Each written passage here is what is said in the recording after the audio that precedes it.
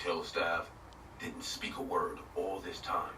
But when Samara was about to close the door of her room, the man came to her door and said in a low voice, "Have a good night's sleep, madam.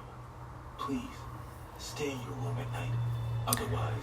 So here's a Central Prime from Baby Ruth. I don't really know how to pronounce the name. Okay, so I'm kind of obsessed with him now. Also, she has to get up early to study the mansion for her research work. Deep sleep came down to her as she lay. Also, do not mind the background noise. Samara woke up from her slumber. She felt very thirsty, but as she went to drink from the jar near the bed, she noticed it was empty. She looked at her phone. It was 2 a.m. at night. Samara opened the door and came out. The corridor was dark. Only the moonlight showed her the way. Samara came down the stairs. She took a jug from the dining table and without any more delay, walked to her room. Just when she was entering the room, her senses all woke up. A sweet melodious sound captured the mansion. It took a few seconds to realize that the sound was coming from a harp. Someone was playing harp in this huge mansion. That too, at this hour of night. Samara was shocked, but the sound felt so attractive, as if it were calling her to follow it. Samara started to walk upstairs, following the sound. As she reached the Also, yes, I do swear quite a lot in these chats. The second floor was completely empty. Do not judge. Samara was almost at the end of the hallway, and she noticed the sound was coming from the last room. The room number was 303. Daniel said there was no one else in this hotel. Then who was living in this room? Just when the question came to Samara's mind, her curiosity increased. She knocked on the door and said, "Who's there?" The sound stopped immediately.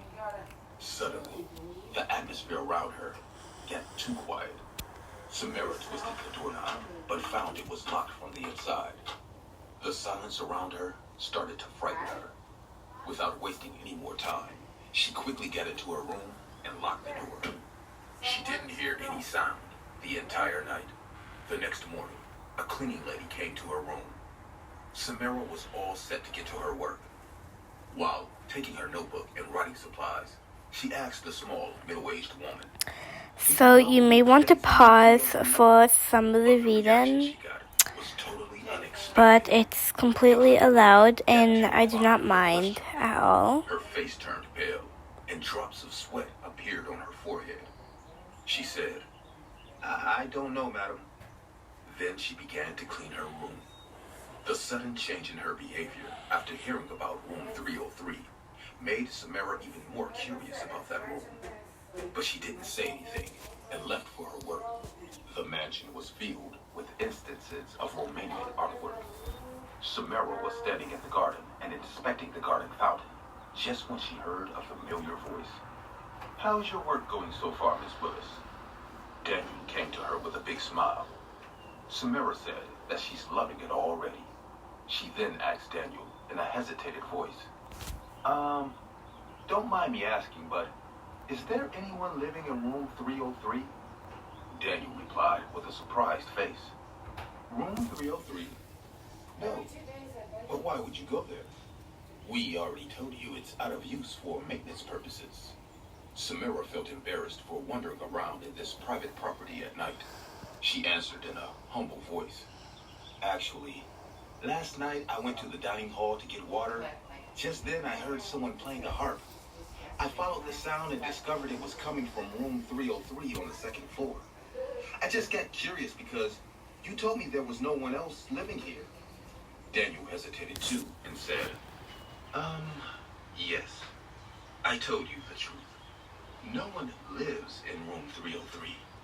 Old mansions like this sometimes resonate with many types of sound. I am sure it was something like that, what you heard last night. So, enjoy your stay, Miss Willis." Daniel's words made Samara realize that he didn't at all like the incident of last night.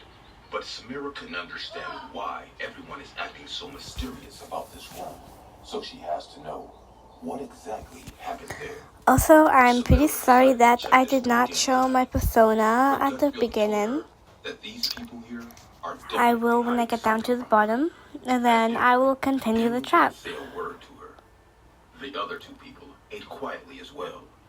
As Samara finished her meal and started to walk upstairs, she saw Daniel say to the hotel staff, "Take a jug of water to Miss Willis's room. Hope she will have no reason to wander around the empty hall tonight," and then gave her an angry look and left. Samara became even more stubborn now. After the hotel staff left the jug in her room, she locked the door and switched off the light and started to wait silently. Tonight is the night. Samara will find out what's the matter with this room 303. Around 2:30 a.m., she came out of her holding, a candle in hand. The mansion was completely silent.